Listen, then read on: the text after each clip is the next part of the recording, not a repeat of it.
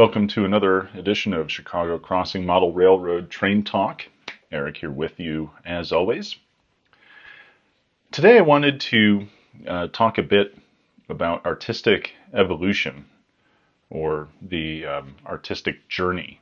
All of that stuff is essentially a process of evolution, and I think we sort of know this intrinsically, but at the same time, I think sometimes one can watch a video of somebody who's a real expert and wonder how it is that they can get there, and what that journey looks like. So I've set out here a tale in 5 boxcars of my own artistic evolution in terms of weathering rail cars. Probably all of us have a car like this in our collection. This is an old Bachmann boxcar. Came with a beginner train set. It still has the Rapido style couplers on there. And this was probably one of my first stabs at weathering a train car. I did this back when I was like 12, because I took something almost like a 30-year break in modeling between my teenage years and my professional years, then when I could finally come back into it. But this is not atypical of somebody's first try to see if they can weather a train car. I mean, it's a largely dry brushing on the roof, and then in addition, what you have is on the side basically just some dry brushed grime or dirt. On the trucks you have some painting of the wheels, which has come off. This was sort of pre me knowing what dull coat was, and then some dry brushing on the trucks as well. And the beginning kind of stages of weathering are rusty, dirty, and it's a little bit non-specific. I also honor this for myself as being the starting point in getting interested in this aspect of the hobby. And I think that's really important. If you're watching this and you're like, oh, that's probably about the best I can do, then do that because you literally have to start somewhere. So, this has its place. It's where we begin. So this is kind of a paradigm example of a rail car that I did right when I started back up doing model railroading. So this would be maybe like 2016 or 2017 or so. And you can see it certainly looks better than the old Bachmann car. I'd obviously done some models in between that Bachmann and this. It doesn't have a ton of finesse to it yet. There's sponge chipping on the sides, but it mostly ends up in areas where that chipping looks a bit to excess, and it has almost a little bit of a pattern because it's only in the center of the panels because that's where the sponge was reaching.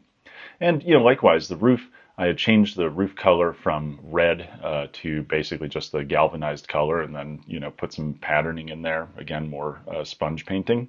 And the overall paint color used to be a very rich red. And I faded it using an airbrush that I had since I was like 12. And then I added all the graffiti in with a little brush. It's a nice intermediary stage in the process of learning more and more about weathering.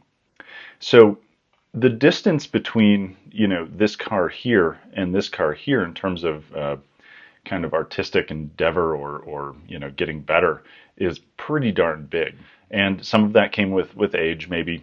But I think a lot of it just came with building more models and, orthogonally even through building models that had nothing to do with railroads.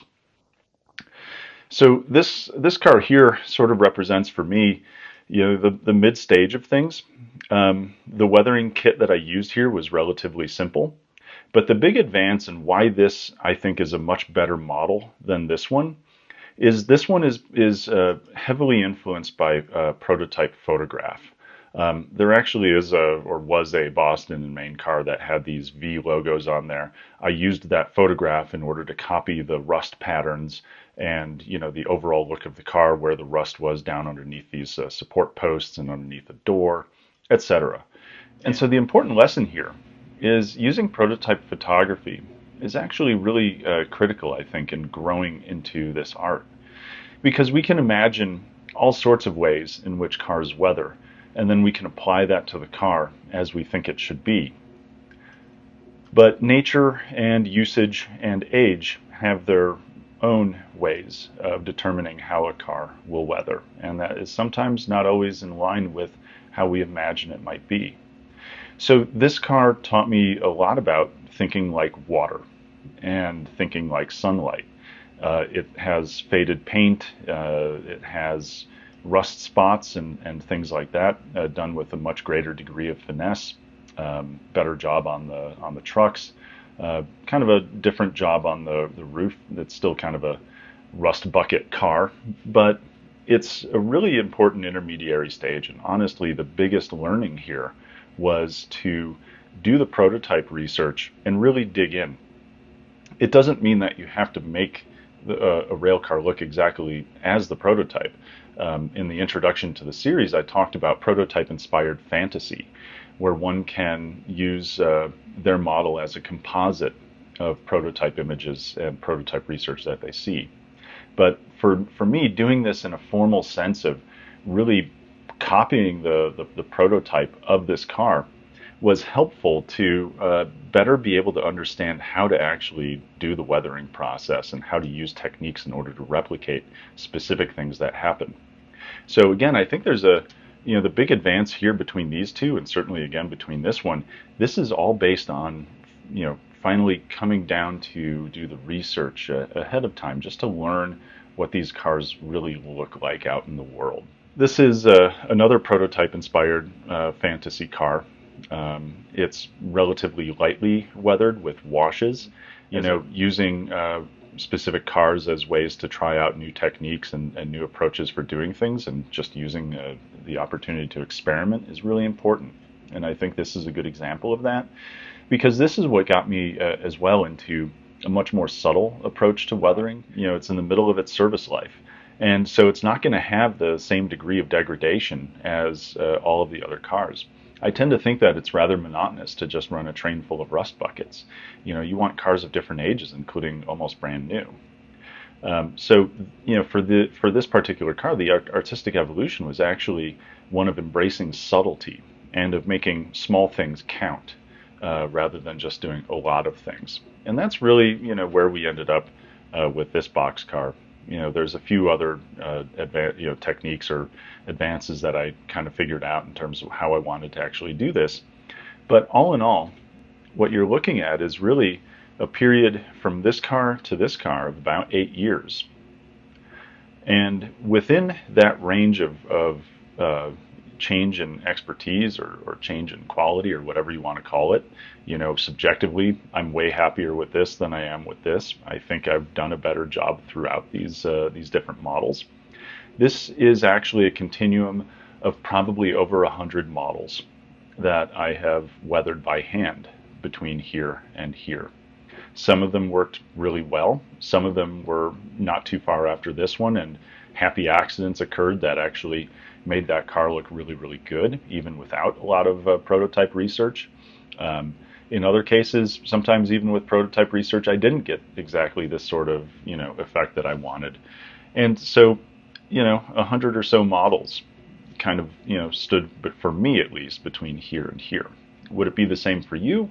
Well, it depends. The availability of information on YouTube helps to kind of accelerate things.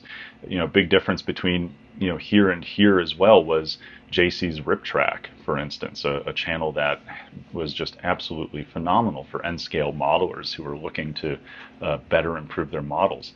Likewise, Dan's Railroad, an HO guy that I often look to see if I can miniaturize some of what he does into N-scale. Same deal. That information is wonderful, and it's amazing we have that as a resource.